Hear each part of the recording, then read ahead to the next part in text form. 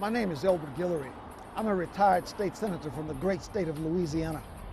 I want to tell you why I'm so proud to be affiliated with the Home Defense Foundation. I've worked with them for several years now. This is a multiracial, all-volunteer group that promotes the self-defense rights of honest citizens.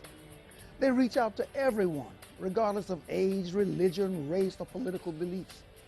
After all, we can all agree with the God-given rights of self-defense, especially when you're called upon, as well as you might be, to defend your family or spouse one day from a violent criminal. The Home Defense Foundation can teach you how to do that, and they never ask for money. They don't want to reach into your wallet. They want to reach into your heart. Why?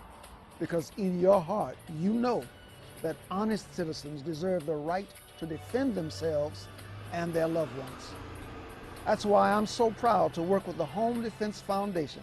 And that's why I urge all of you to come to the meetings and classes and support the Home Defense Foundation as I do. Thank you, God bless you, and I'll see you at the meeting.